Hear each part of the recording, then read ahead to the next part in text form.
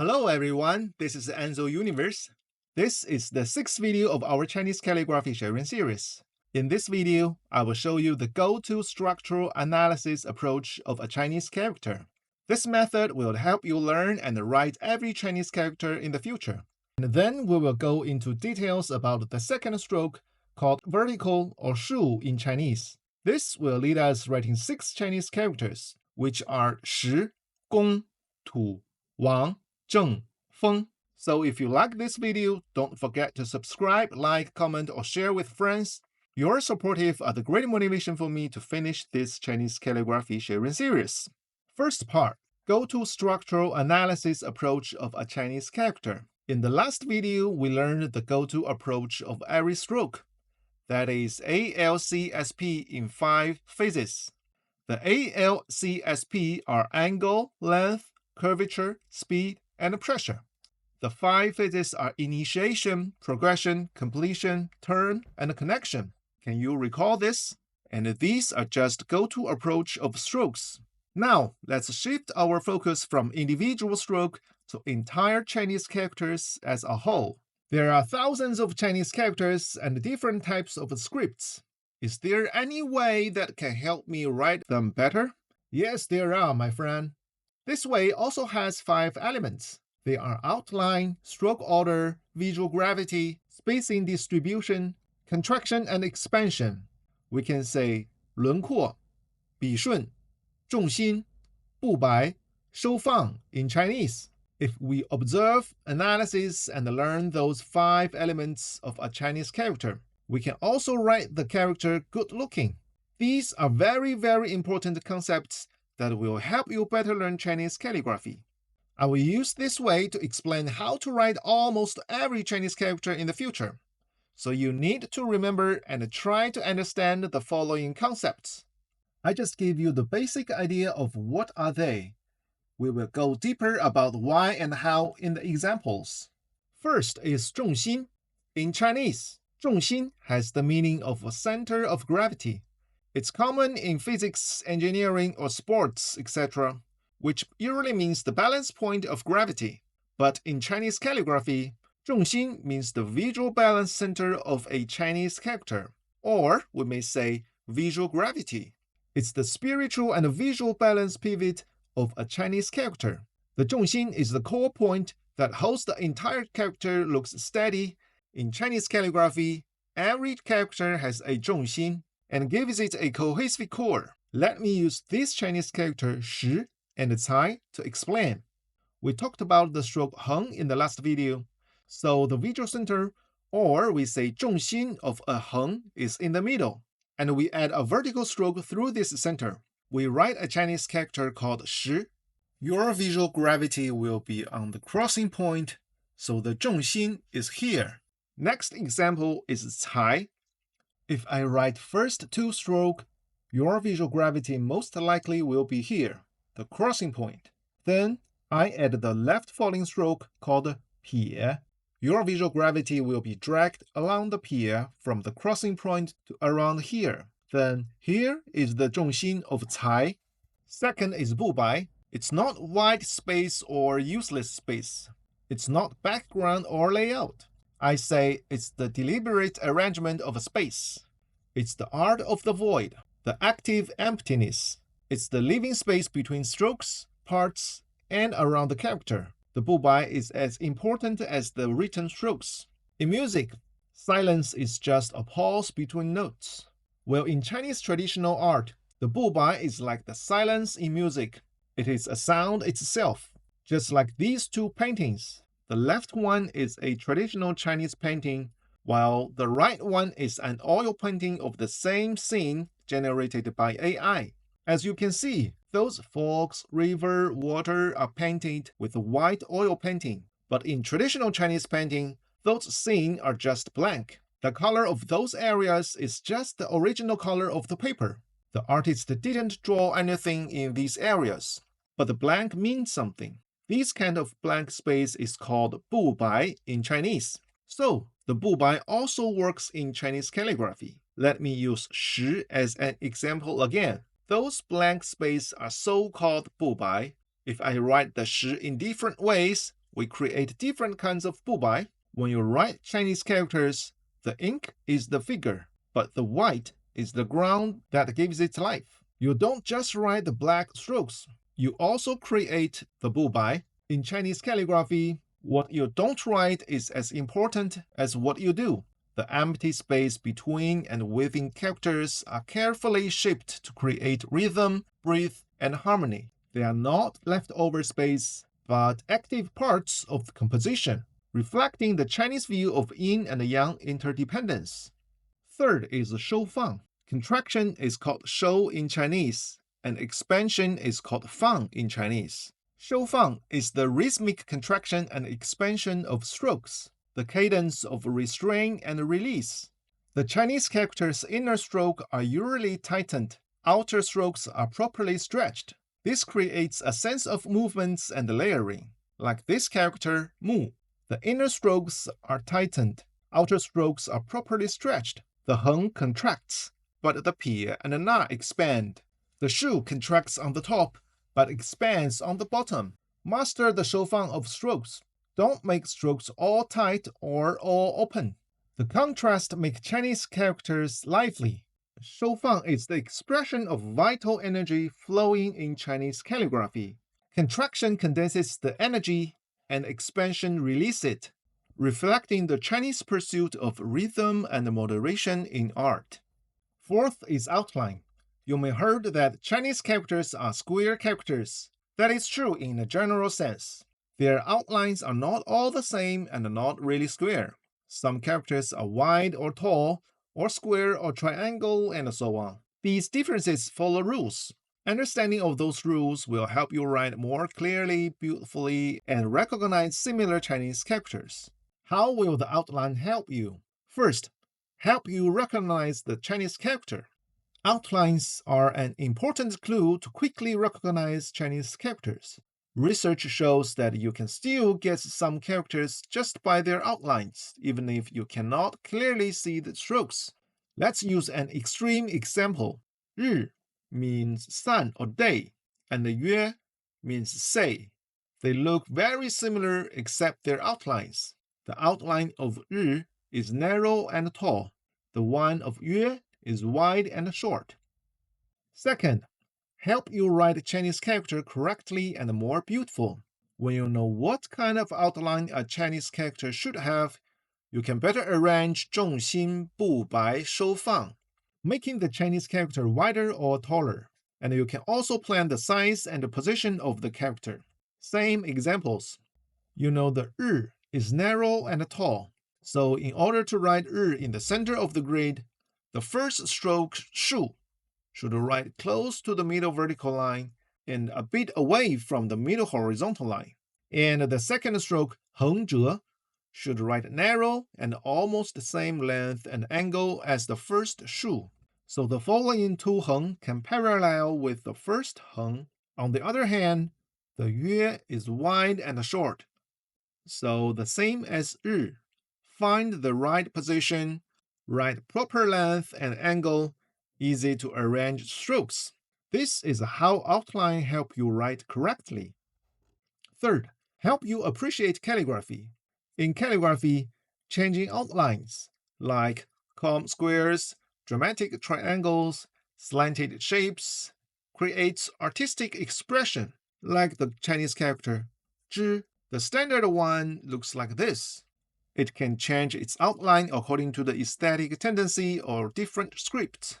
Like it can be wider or narrower but longer, and so on. Changing its outline will make the whole composition full of varieties. We'll talk about this advanced skill in the future. Let me show you some variety of outlines. To help you understand more about outlines, here are some examples of varieties. Some basic types of outlines, like wide rectangular, tall rectangular, diamond, upright triangle, inverted triangle, trapezoid, narrow at the top, wide at the bottom, or wide at the top, narrow at the bottom, and so on. We will talk about different outlines in details in future videos. So, a small conclusion. Remember, Every Chinese character has its own outlines. By noticing and using these, you can remember Chinese characters more easier. You are using one of the key secrets of Chinese calligraphy to write more beautiful Chinese characters. Next, let me talk about stroke order. Stroke orders are not the rules or laws. They are optimal order formed by thousands of years handwriting experience, making the writing comfortable, efficient, and artistic. They are the results of thousands of years handwriting exploring and aesthetics, making the calligraphy full of beauty, creativity, and variety. Here are 5 explanations about why stroke order is important. First, stroke order is the optimal result of right handwriting habit. The magic and mystery world formed around 90% of our human beings are good at using right hand, and thousands of years right hand writing forms today's basic Chinese characters and their stroke order. Because when you write with right hand, the first arrow you can see is the up-left direction of your right hand. The down-right direction are blocked by your right hand and a pen, so it's reasonable to write from left to right, from up to down. Second, good stroke order helps improving the handwriting efficiency. The roughly Chinese character writing order are from left to right, from up to down. There are several other orders, we will talk about them later. So when you write following these orders, your hand, wrist, and a pen are going with the flow. Like writing Chinese character he. First is ping pie. After this, your pen moves close to the start position of heng. Finishing the heng, the pen comes here to finish shu and pie and na. After the na, your pen moves away from the character, so you can write next Chinese character no matter on the right or bottom. Third, stroke order influences the beauty of Chinese character and the composition. Correct stroke order is the spiritual and the sequential code for the proper structure of Chinese characters. It controls the order of writing strokes, guiding the writer to naturally form characters with balanced Zhong Xin, Bai and Shou Fang. How does this working? Writing a Chinese character is like growing a plant, like growing a tree or a field of grass, and its stroke order is how the plant growing. Like this character, shu. First stroke is heng. This heng is like the seed we plant in the soil, and it becomes the root. When we write this heng, the position, the width, the zhong xin, and so on of shu are almost settled down. Then the shu grows as the trunk, and branches of pie and na grows from the trunk. Then the leaf is dian. Look, when we write the shu, it's not only set the zhong xin down, but also create the bai of 4 areas. Then write pie and na, creating those 4 bai evenly. And we write pie and na wider than the heng to form the shou, the contraction, and the fang, the expansion. Stroke order is the foundation of improving your Chinese calligraphy. So when you learn other kinds of scripts, reasonably adjust stroke order is necessary. Like the Chinese character 我, the normal stroke order you learn is this. This is how Kai Shu write it. There is another script called Xing Shu. It is written like this. Or the Cheng. This is the Kai Shu stroke order. This is Xing Shu stroke order. The stroke order is changed and the strokes are more connected. The movements and the stroke flows are more obvious. This is how changing stroke orders to write in a different way and a script. And this is another magic of stroke order. Fifth, stroke order can also help you remember Chinese characters. The correct stroke order is the spatial and the sequential code of a Chinese character. According to some researchers, it is easier to remember how to do than what it is. When we remember simple Chinese characters, we can remember the repeatable action script. That is the stroke order. For example, if you want to remember the Chinese character 我, get hands-on and write it in the same stroke order. After writing it a few times, these strokes flow into your mind in the same order. So it's easier for you to remember what 我 looks like. What's more, if you practice writing it in a certain stroke order, your hand will write it for you. I assume You must have felt when you write your mother language, you don't have to spell words in mind, right? You just think about the words, and your hand will write them unconsciously, because you always write them in the same way. So that's Chinese stroke order. Next, let me show you some rules of orders and examples, like from up to down, from left to right, from middle to left and right, from frame to inside, from inside to outside.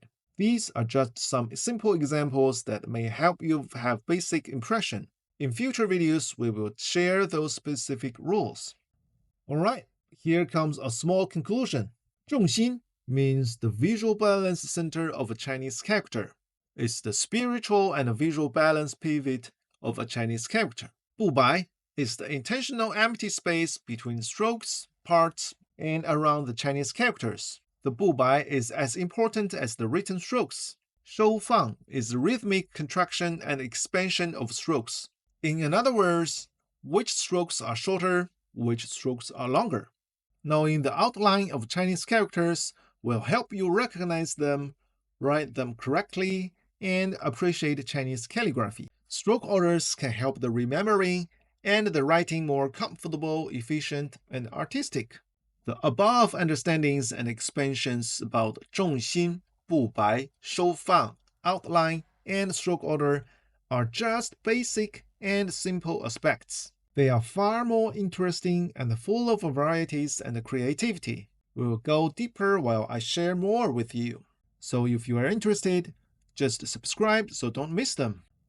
Okay, let's review and integrate the old and the new knowledge. When we talked about san in the last video, we learned 3 rules about Chinese characters structures. Let me explain the connections between these 3 rules and what I shared above.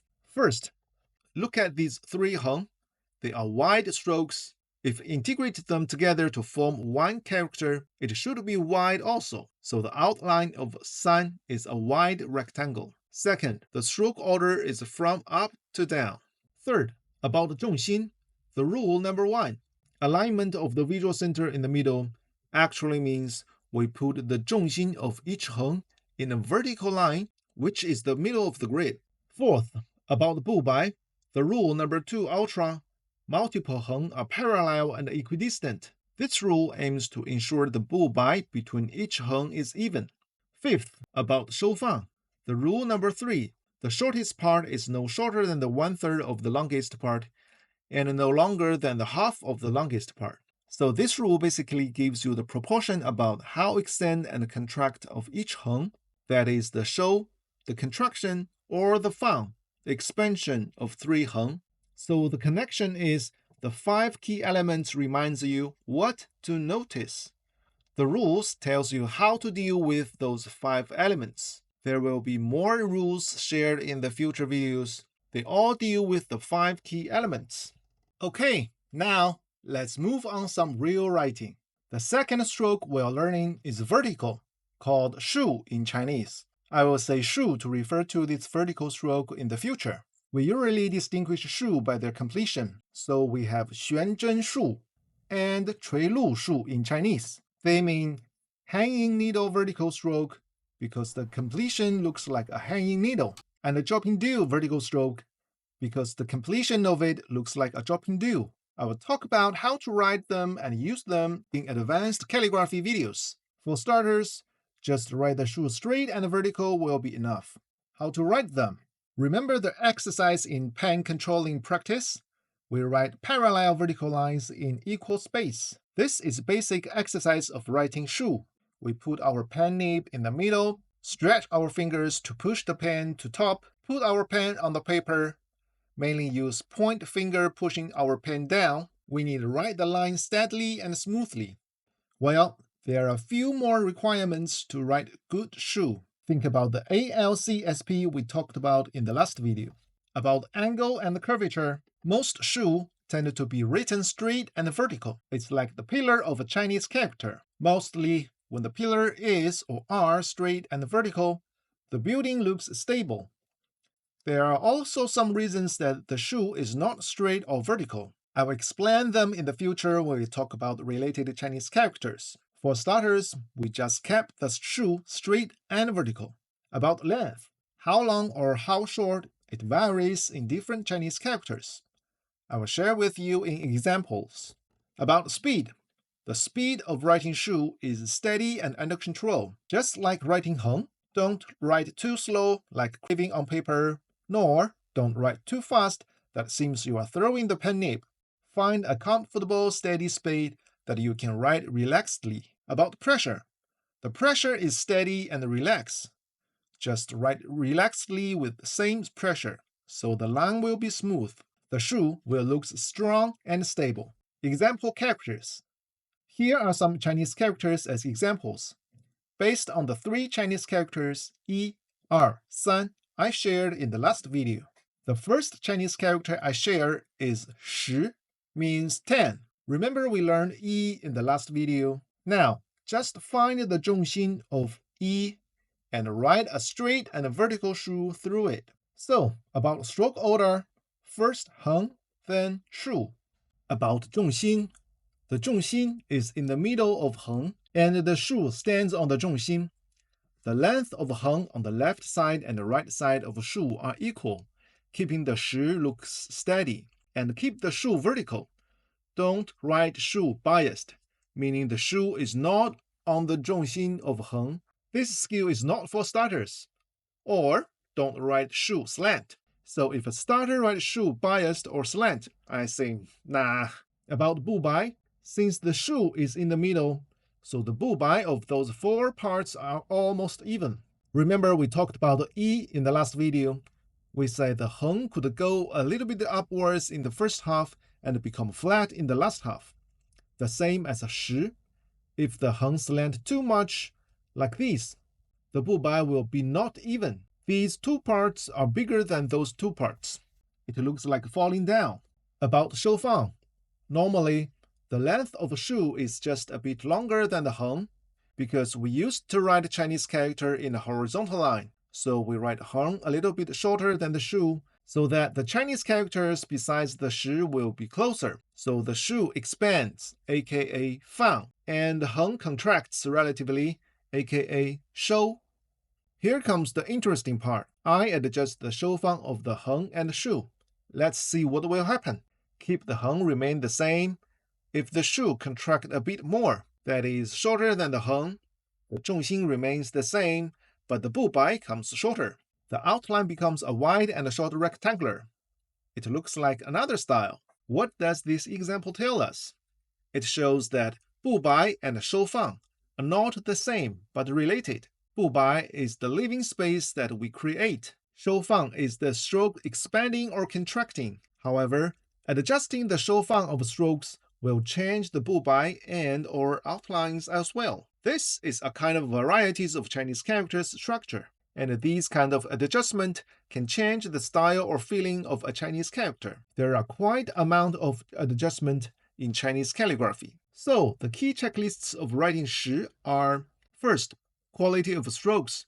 The lines should be smooth and steady, not shaking. Second, stroke order, heng, shu. Third, Zhong Xin. On the crossing point of heng and shu, the left and the right side of the shu should be equidistant. Bu bai, left and right side are even. Shou fang, heng contrast, shou, shu expands, fang, and just a bit longer than the heng, outline, rectangular or square.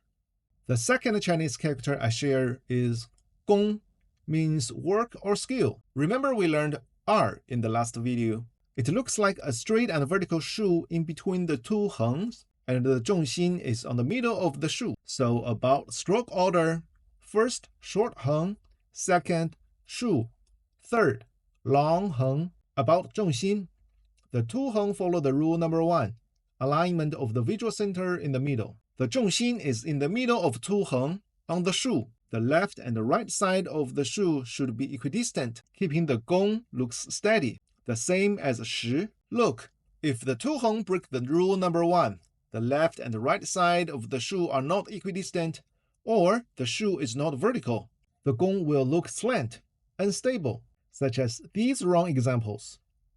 About 不白, since the shu is in the middle, so the 不白 of these two sides are even. On the other hand, the heng also create those areas. In order to make the core 不白 even, we tend to write shu as long as the short heng. In this case, the 不白 in the middle will be even, and the main core part is close to square. About Shou Fang, remember the rule number 3? The shortest part is no longer than the 1/3 of the longest part, and no longer than the 2/3 of the longest part. This is another great example to explain this rule. If the first heng contracts or expands more than the requirement of the rule number 3, the gong will look like this or this. These ways of Shou Fang will influence the 不白, so the 不白 are so uneven that those characters look bad. This example proves the Shou Fang will influence the 不白 again. And the rule number 3 actually help controlling the Shou Fang and creating proper 不白. Since we know the last longest heng extends as long as half of the grid, and the first heng should contract following the rule number 3. So, the first heng should not write too long or too far away from the center of the grid. The shu also contracts as short as the first heng to ensure the structure. Then we write the long heng. So the key checklists of writing gong are: first, the quality of a stroke. The line should be smooth and steady. Second, stroke order heng, shu, heng. Third, Zhong Xin. On the middle of the shu, the left and the right side of the shu should be equidistant. Fourth, 不白. Left and right side are even. The height is as same as the short heng. Fifth, Shou Fang. First heng is short. The shu is as short as the first heng, and the last heng is Fang. Sixth, outline. Wide rectangular. The third Chinese character is tu, means soil or local. It looks like the shu grows up and breaks the first heng of gong, but it's not that simple. Let's see how to write it. So about stroke order: first, short heng. Second, shu. Third, long heng. About Zhong Xin, the two heng follow the rule number 1.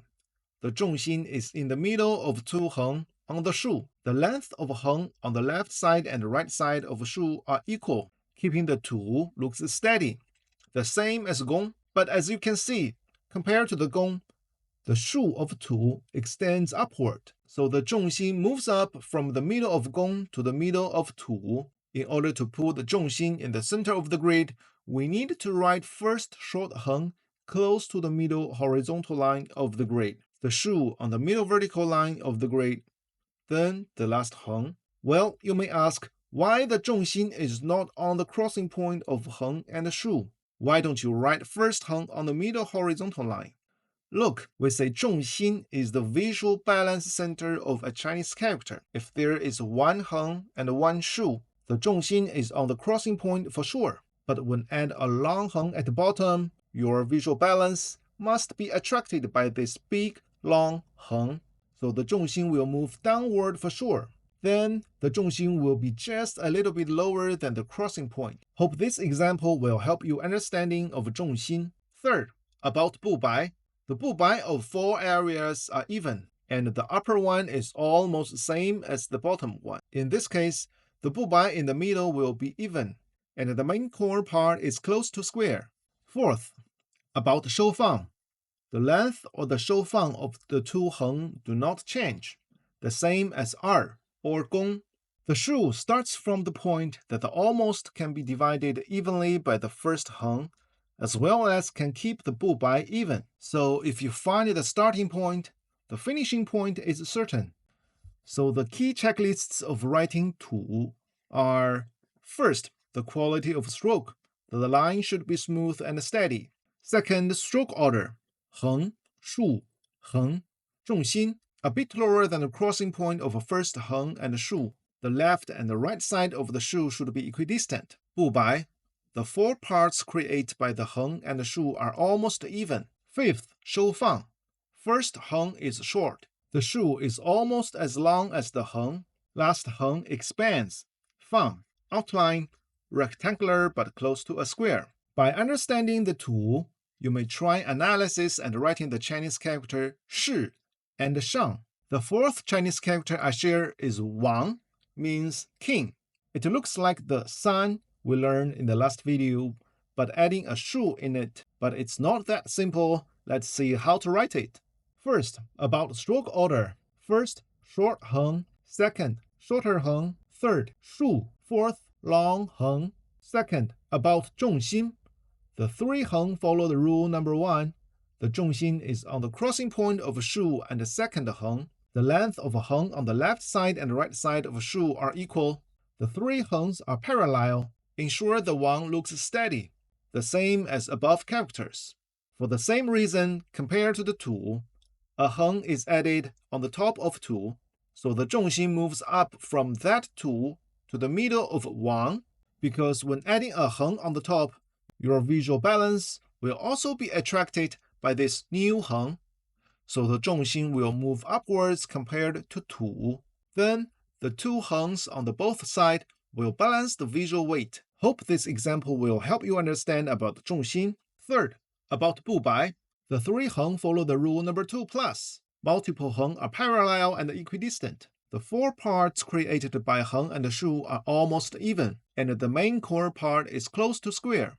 You may notice that compared to the Chinese character san, the distance between every two heng of Wang are a bit bigger. Why is that? Because the existence of shu. Remember, the Bu Bai is the rhythm, the breath of a character. If we add a shu in a sign, but not enlarge the space, the Bu Bai here will be too small, feels like hard to breathe. So we enlarge the space here to make room for the shu. The character feels like easy to breathe, so that the Bu Bai will be more comfortable. Fourth, about Shou Fang. The Shou Fang of the three heng of Wang is as same as san. By analysis of Bu Bai of Wang, we can tell the Shou Fang of Wang is as same as tu. So the key checklists of writing Wang are: first, the quality of a stroke. The line should be smooth and steady. Second, stroke order. Heng, heng, shu, heng. Third, Zhong Xin. On the crossing point of second heng and the shu, the left and the right side of the shu should be equidistant. Fourth, Bu Bai. The four parts created by heng and shu are almost even. The main part looks like a tall rectangular. Fifth, Shou Fang. The Shou Fang of heng are like san. The Shou Fang of shu is like tu. Outline, rectangular but close to a square. The fifth Chinese character I share learning is Zheng. It looks like the Wang. Let's see how to write it. So, about stroke order. First, short heng. Second, shu. Third, shorter heng. Fourth, small shu. Fifth, the last long heng. Second, about Zhong Xin. The Zhong Xin is on the crossing point of shu and the second heng. The length of heng on the left side and the right side of shu are equal, keeping the zheng looks steady, the same as above characters. About Bu Bai, the three heng follow the rule number 2+. The four parts created by a heng and a shu are almost even, and the main core part is close to square, just like Wang. So the Bu Bai will be like this. One more thing you should notice, that the short heng should no longer than the right side of the first heng, and the little shu should written just beneath the left side of the first heng. Only in this way, you can guarantee the Bu Bai is almost even. Any of these kinds of improper ways of writing will break the Bu Bai. Fourth, about Shou Fang. The Shou Fang of each stroke is obvious after understanding above examples. So the key checklist of writing Zheng are: first, the quality of stroke. The line should be smooth and steady. Second, stroke order. Heng, shu, heng, shu, heng. Third, Zhong Xin, the same as Wang. Fourth, Bu Bai. The four parts created by heng and shu are almost even. The main part looks like a tall rectangular, and the shorter heng should not longer than the right side of the first heng, and the little shu should written just beneath the left side of the first heng. Fifth, Shou Fang, similar to Wang. Sixth, outline, rectangular but close to a square. The sixth Chinese character I share is Feng, means abundant. It looks like the sign adding a long shu than Wang, but it's not that simple. Let's see how to write it. First, about stroke order. First, short heng. Second, shorter heng. Third, long Heng. Fourth, long Shou. Different from Wang. About Zhong Xin, follow the rule number 1. Needless to explain, the length of Heng on the left side and right side of Shou are equal, the same as above characters. But you may notice that the Zhong Xin of Feng is not on the crossing point of Shou and the second Heng. The second Heng is a bit above the middle horizontal line of the grid. We have explained the reason why the Zhong Xin of Tu is not on the crossing point. But why does this happen on Feng? It looks almost vertically symmetrical, so the Zhong Xin should be exactly on the center of Feng. That is a really good question. This involves the rule number 4. Tight on top, loose at the bottom. Tight inside, loose outside. Let me use this symbol to explain and help you remember this rule. Look, the original symbol is like this. You can imagine there is a kind of energy at here attracting strokes. So here is Zhong Xin, the bubai is even, the lines all expand. It's tight inside and loose outside. When asking this symbol to tight on top and loose at the bottom, energy will move upwards. So the Zhong Xin moves upward, bubai and the lines contract on the top, expand on the bottom. This is an aesthetic tendency of Chinese calligraphy, especially for those Chinese characters with only vertical stroke stand. The Zhong Xin tend to move a bit up in order to show those characters looks full of spirit and vigor, making the character looks grow up, like all the trees have higher trunk, like a model has a long leg. Similar Chinese characters such as Zhong, Mi, Gan, Tian, and so on. Third, about bubai. Follow the rule number 2 plus, needless to explain. So the bubai between the 3 Heng are even. Well, because of the rule number 4, the bubai of those 3 Heng tights, giving the Shou big bubai on the top and a bigger one on the bottom. Some people may ask, you said the bubai of Wang needs larger than San because it needs so-called breathe. But why the 3 Heng in Feng tights? It seems harder to breathe. This is also a good question. When we look at the Chinese character, we should focus on the whole. You can't just focus on the 3 Heng of Feng. Look at the whole character. Even though the 3 Heng tight, the bubai of 3 Heng is small, but the bubai on the top and the bottom are big. The Feng still has enough bubai to breathe. Fourth, about Shou Fang. Because of the rule number 4, tight on top and tight inside, the 3 Heng contract both the distance between them and the length of them. Because the 3 Heng are in the middle of the character, it is inside. The Shou expands because either side is outside, and shorter on the top, longer on the bottom, because tight on top, loose at bottom. So the key checklists of writing Feng are: first, quality of strokes. The line should be smooth and steady. Second, stroke order. Heng, Heng, Heng, Shou. Third, Zhong Xin. The left and right side of the Shou should be equidistant. Lift the 3 Heng just a bit up. Fourth, bubai. 3 Heng are parallel and equidistant. The Shou expands on the top and expands more on the bottom. Fifth, Shou Fang. The Shou and the last Heng are Fang. The 2 Heng are Shou, outline, a tall rectangular. Okay, let's summarize together. First, we know there are 5 elements about a Chinese character that we can use them to observe, analysis, and learn to write a beautiful one. They are outline, stroke order, Zhong Xin, bubai, and Shou Fang. They basically decide what a Chinese character looks like. And I showed you the connection between the 3 rules in the last video and the 5 elements in this video. The connection is the 5 key elements reminds you what to notice. The rules tells you how to deal with those 5 elements. Second, we simply go through how to write Shou using ALCSP analysis. Then, based on the 3 Chinese characters, 1, 2, 3, we learned in the last video, we learned how to write 6 Chinese characters, 10, Gong, Tu, Wang, Zheng, Feng. By learning them, we have a certain understanding about how the 5 elements, which are outline, stroke order, Zhong Xin, bubai, Shou Fang, influence a Chinese character's structure. And we know a new rule to deal with Zhong Xin, bubai, and Shou Fang. That is rule number 4. Tight on top, loose at the bottom. Tight inside, loose outside. Alright, that's all of this video. At the end of the video, I will put big pictures of each 6 Chinese characters for your reference. You can pause to observe them carefully and write them according to the checklists as similar as you can. If you like it, don't forget to subscribe, like, comment, or sharing. Your supportive are the great motivation for me to finish this sharing series. Thank you.